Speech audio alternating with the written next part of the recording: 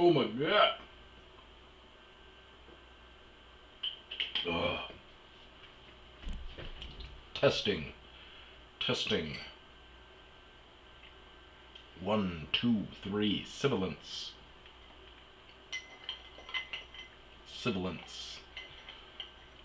The Human Torch was denied a bankbone. The arsonist has oddly shaped feet.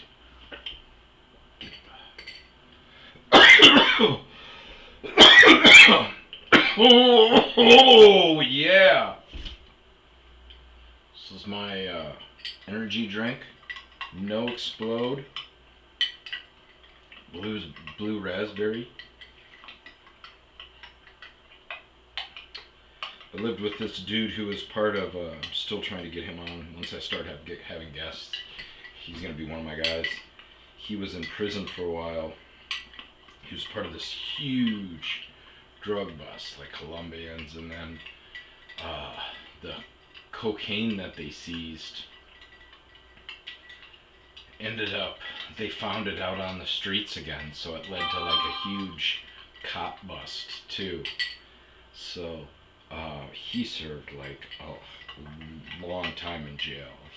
When he got out, I would like say jokes and he's like, the fuck are you talking about? I used to do my Morgan Freeman impersonation. He would spend a lot of time in his bedroom. And one time he went in there and then I went over to the bottom of the door through the crack and I said, and Jeffrey retired to his bedroom once again to masturbate in his own tears. Oh, I'm all fucked up. But yeah, finally he came out and he was like, why are you doing that old man voice? And I was like, it's Morgan Freeman. And he's like, who? And I'm like, Jesus Christ, dude, Shawshank Redemption, Morgan Freeman? And he's like, no. And I like showed him a picture and he's like, no. Jesus, forget, you're just time warped for, 20 years or however old he is. But so long story short, he goes, dude, you gotta try this. I was doing the Mio energies all the time because I was still managing restaurants at the time. And he's like, dude, you gotta try this stuff. So I'd mix it, slam it, and did that for like a week. And then one day we're having breakfast together and I mix it, slam it, go to rinse it out. And he goes, dude, what are you doing? And I go, I was just rinsing it out. And he goes, no, that's the good shit. You didn't mix it up good enough. And there's like white powder and there's just, And so it's like, taste it. And I put my finger in there and I was like, oh my God, man, that's cocaine. And he's like, I know, right? And I was like, no, that's fucking cocaine. And he's like,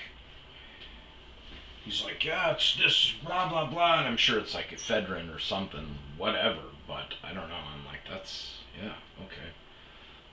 So, here's to the cocaine, chicken nuts. Oh. What? Watch out. Yeah, it's Rico on remote with a porn stash.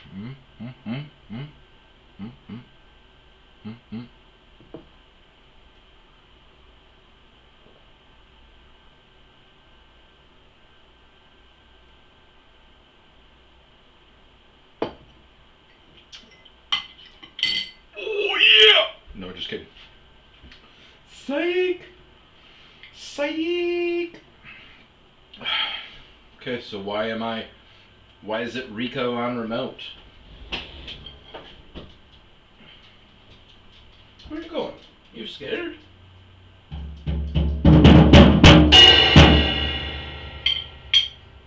Rico on remote. He's not where he normally is. It's Rico on remote. Rico on remote. So today, I get up and got some code usage, different code usage. Been on this case this guy's case about giving out other people's his code. Dude signs up for 24-hour access, and then gets all of his junky friends to move in. I don't know if he's getting some kind of referral deal or something like that, but he's got a couple of different units, and then he rents those out to people and stuff. And I just got rid of this shitbag tweaker chick, homeless chick. Just lies about everything, just leaves a mess all over the place. So I finally got rid of her, and I kind of figured out that he was patient zero. He started the spider web.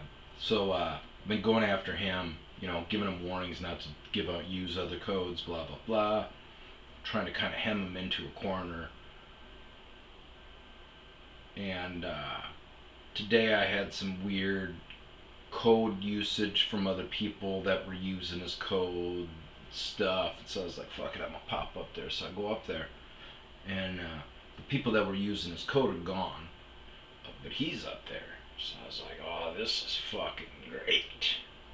And he's got his bike, so you can't be moving shit from your store. In your lease, we have it covered to keep the homeless out by saying you can take a 15-minute break, but otherwise you got to be moving shit. You can't operate a business, you can't work on your car, you can't do anything. You got to be moving shit.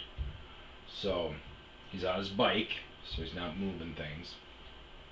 So I go up, I park, and I take my sweet time getting out and start walking over to the office. And he goes, hey man, what the fuck? He's yelling from inside my gate. And I go, what the fuck you? And he goes, God damn it, I'm stuck in here. Let me out. And I go, well, what are you doing in there? Two, how do I know? How did you get in there and not? And he goes, God damn it, you know who I am. Let me out. And I go, that's not the issue. I've had big problems with you giving everybody codes, and all of the people that you know are sleeping there, and I have problems with all of them. So what are you, like, how are you in there right now? Are you restricted? Did you get on there illegally? And he goes, oh, fuck you. And he throws the phone through the gate. And so I start laughing hysterically and like just overplaying it to kind of instigate him, and kind of do the point thing, and like, holy shit, what an idiot. And so then he goes ape shit, literally ape shit, like gorilla, like on the thought he was gonna throw his own poop at me. So I walk over there and I go, at that point, I'm like, what the fuck is the problem? He's like, fuck you, pussy. And I'm like, I'll let you out right now. We can find out. Blah, blah, blah, blah. He's fucking yelling and everything. I go, well, now I'm not going to let you out because I don't know if you've damaged my gate. You're obviously freaking out. You just threw your fucking phone at me. Give me my phone. I go, fuck no. It's... He goes, give me my phone, please. I gotta call into work. I'm gonna be late. And I go, no, you just fucking threw it at me. I'm not gonna resupply your ammo. Go fuck yourself. So he's popping. I go, hey man, I'm gonna call the guy. I gotta call the cops. You're fucking irrational right now. I don't want to let you out and then have to beat your ass. Oh, fuck you, pussy. So I go, either way, I'm calling the cops, man, and they're horrible out here. It's like hour or two, So he's like, oh, I gotta get to work. So I go, once I get a hold of him, I'll let you out,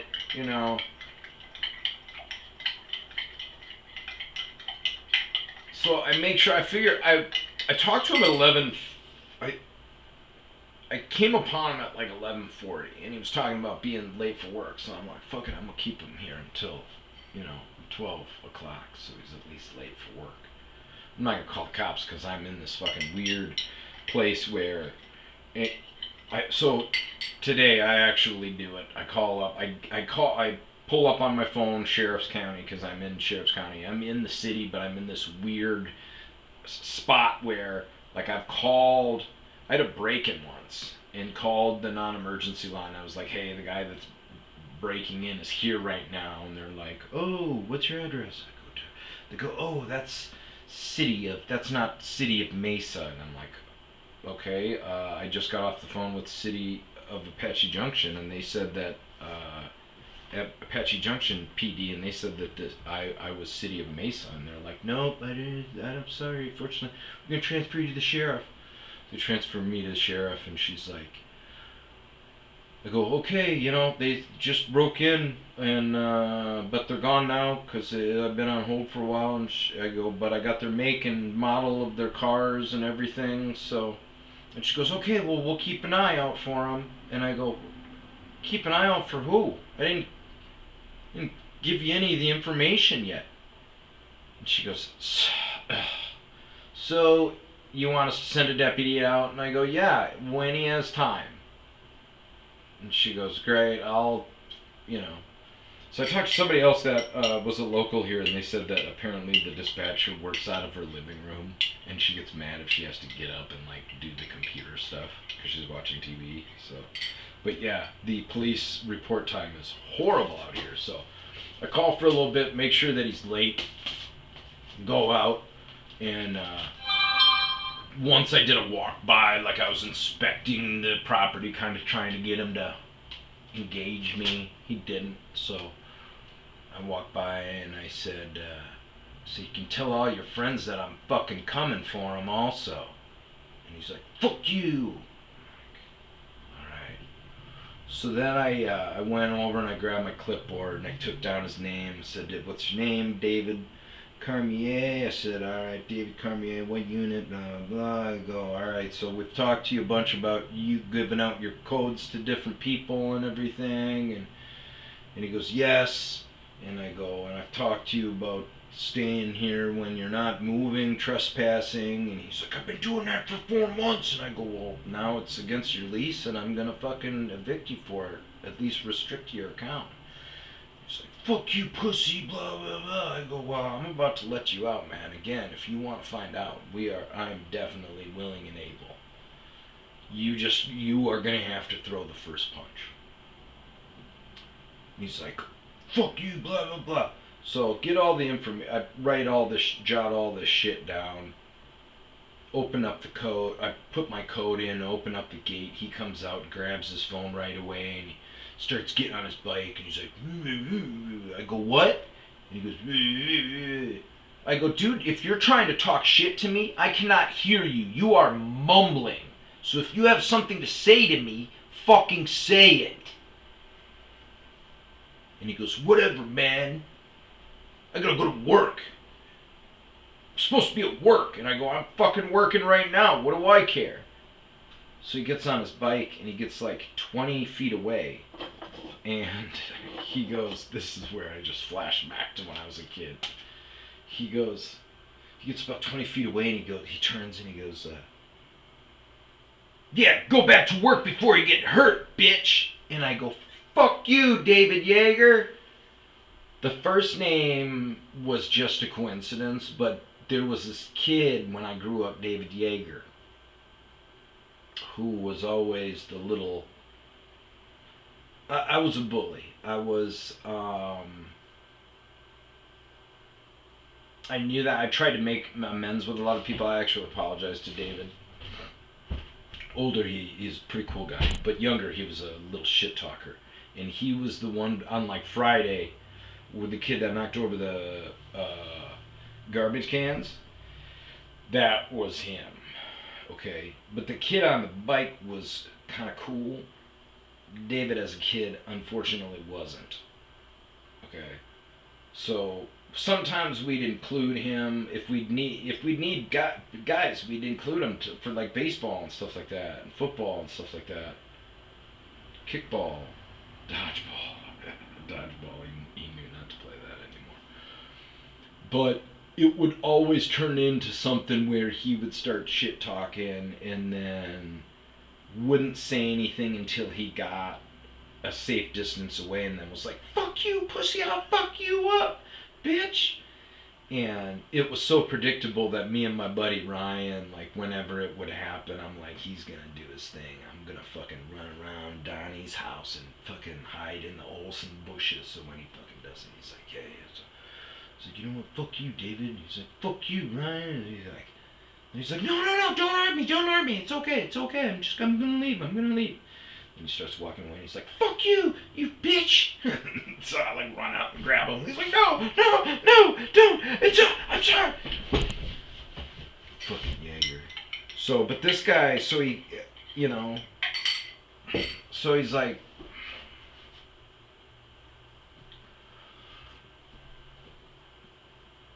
go back to work.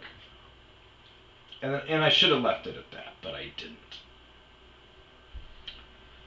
So he kept saying over and over again, he's like, I work right there. And the business right across the street is this Superstition Market. So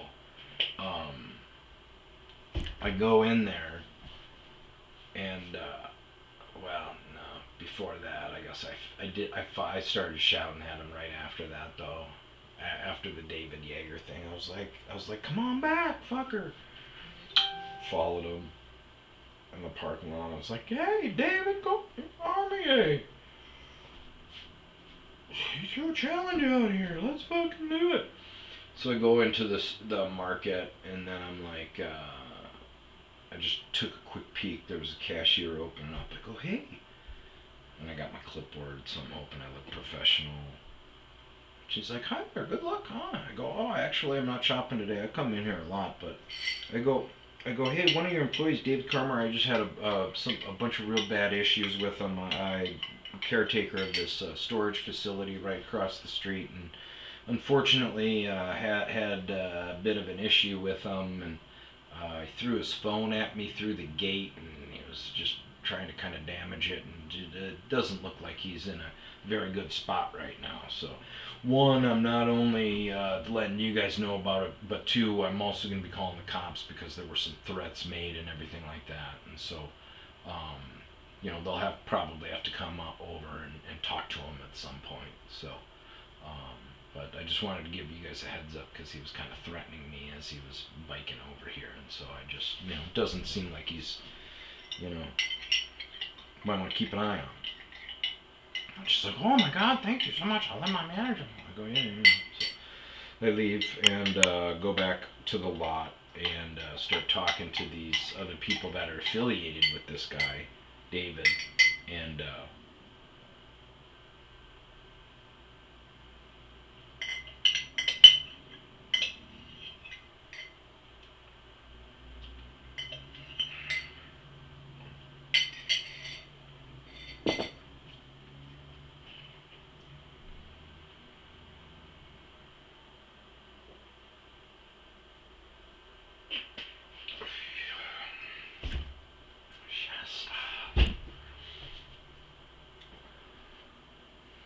so, you know, very quickly these tweakers will turn on each other, so you never really know. But piecing things together and seeing that this guy's pretty unstable, I'm more inclined to believe what they're saying. Like, they're told me that they're trying to get out of the unit. They were renting it from David. It was under his name. They want to be in their own name, and, you know, blah blah blah. And so as I'm talking to them, this lady's telling me that this David guy had her like throat choked up against a wall, and then she's telling me that the other person, he like pushed her over a bed or something like that. And she had said earlier that the last time they had talked on the phone, she had told her friend, she's like, it sounds like he's looking for a fight. So, but, um, at this point, I'm just thinking how, one, I don't want to bother the cops with it. Two, I know how long it takes for them to respond. Um, but I would like to get something in paper. It's easy for eviction. A couple of hours later, after the deputy showed up, while we're talking to them and realizing what I can and can't do, and let me just say that I did want to do something to him. I believe that like living in the middle of Tweakerville, these crazies should not be allowed to run around in society and act like this and negatively impact everybody's day. So I'm talking to these people from the unit, and they're like, as soon as I walked up, I go, "Hey, you guys are affiliated with David Carmier?" And she's like, "Yes, I'm trying to get out of it." And I go, "Well, I had an issue, doo. And the guy that she's with is like, "Well, just I'm not defending him at all, but you do know that he has." And I go, "No, I don't fucking care." And he goes, "Excuse me?" And I go, "I don't. If he's got this or that and whatever," I go, I don't care. I'm a business manager. I'm sick of dealing with it. It's, this fucking lady I had to kick out down the way was right away when I started reading her the riot act. She's, "Oh, I have seizures." And so this girl's like, "Oh my God, Hillary." I go, "Yeah, you know her because I know you guys are all affiliated." I go, "Dave, this guy David is the, you know." And she goes, "Yeah, that bitch is crazy. Steal from me all this way. So, but this guy's like insistent. He's like, "Well, no, I was just gonna say that he has Tourette's." And I go, "Yeah, I know. I mean, we've all got our issues, man. You know, it doesn't excuse his behavior at all." And he's like, "No." I go, I mean, I'm just saying. I go, "No, there's it doesn't. No, that's not an excuse." I go, "You should, if that's the case, then everybody's got to walk around with a sign that's like, 'Hey, I've got anger problems. Hey, blah, I'm insecure, blah.'" I go, "No, you have to be able to conduct yourself in society the correct way. People don't adapt. Society doesn't adapt around you. That's the most conceited fucking thought process in the world." So I'm talking to the cops, and we're kind of working out how we want to play this thing. And I go, "Look, just go over there, talk to him, tell him that I'm gonna press criminal trespass against him. But tell him, we're going to be giving him eviction restriction. At the very least, we're going to restrict him and then not renew his lease whenever it's up next.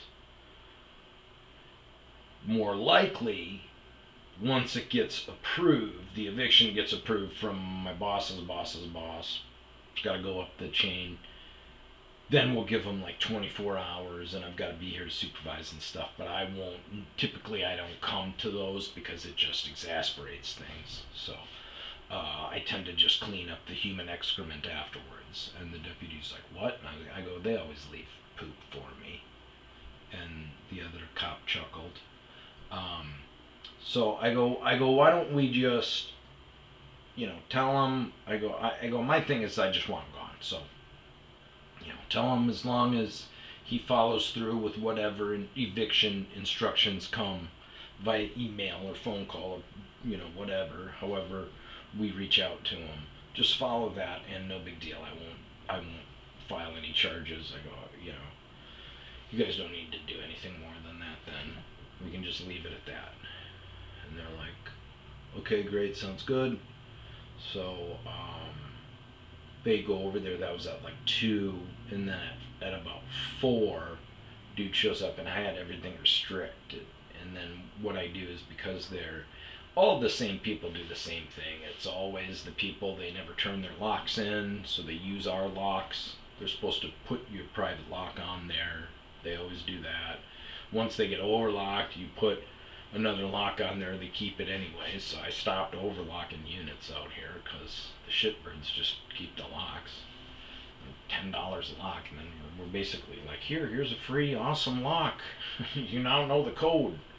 Once they pay online, person from Texas goes, oh, here's the code. Drop that off in the mailbox. If you don't do it, we won't do anything to you. Because we got no backbone. Because we ain't got a backbone. So just use the honor system, if you will, please. And then shitbird here goes, okay. It's funny, the new lady made me color code all of my locks. We had a huge lock shortage, so once we got locks in, she was like, yeah, let's color code now. And I was like, no, that's going to deplete everything. We're going to be short then again. She's like, no, let's do that. That's a really good idea. It'll help with all sorts of things. I go, no, it won't help at all with anything. So she had me color code all these things, and Jesus, we spent a ton of money, fucking ton of money on these. So, but they have these TULs, so I go through and I switch out everybody's TUL. If they are a shitbird, I go and I at least switch out their lock. That way, when they show up at whatever time, there's a new lock on there, they have to call customer care. So it's at least pain in the ass, and then customer care is like, well, yeah, because you're supposed to have your own personal lock. And then at some point, I hope, between the first and second time that I do that, they go, oh, okay, this is going to be a recurring nuisance. I will bring in my personal lock next time. So, but my main man, Adam,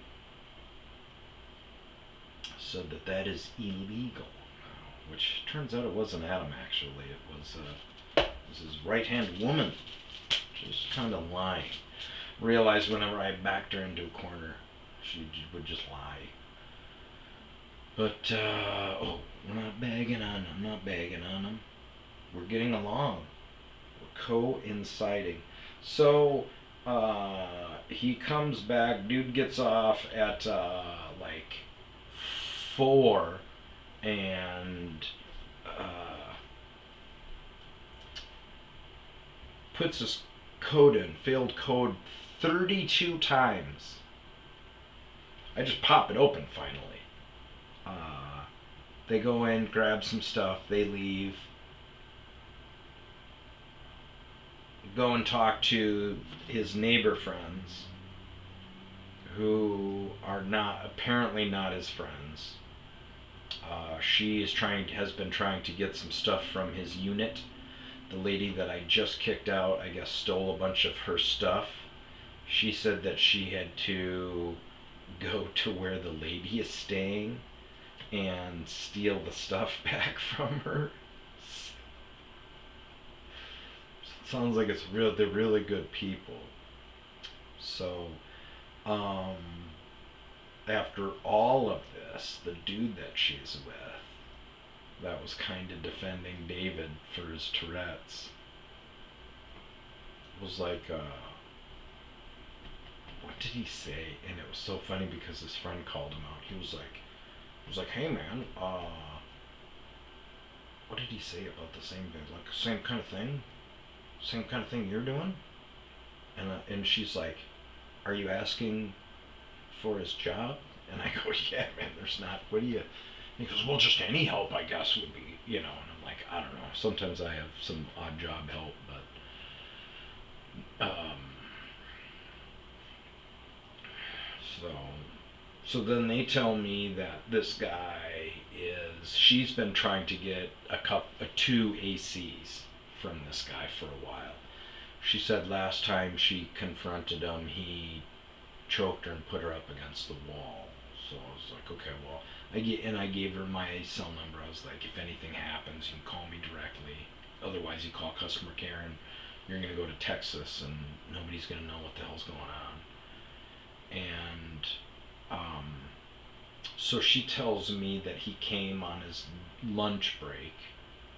So the cops must have went over and talked to him. They did do it. The cops were really good this time, actually, once they showed up.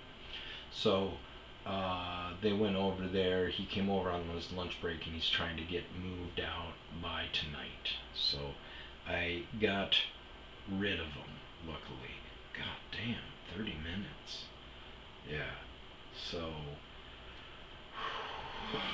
frickin' 7 o'clock at night, I got over there this morning to go to the gym. First, the cocaine beverage. Need some energy, obviously. I gotta hit the gym. God damn it, that fucking mustache, man. I gotta get rid of this thing. It turns out the fucking season is a lot longer. I thought this was a short season. I thought they didn't have that many games. They finally added me to the schedule app. This is going to bring me in, I believe, almost to my class reunion. So I think this has got to go. I thought if I once I get my summer tan, I could cut my hair short and go as go as Halloween as Lalo Salamanca. But I hate it. Okay. I feel like I'm just fizzling out here. It's just droopy peen here at the end. Nothing fun. Not ending on a high note. We're just trailing off into the sunset. The deep, beautiful. I just can't do Morgan today. Okay. Peace out.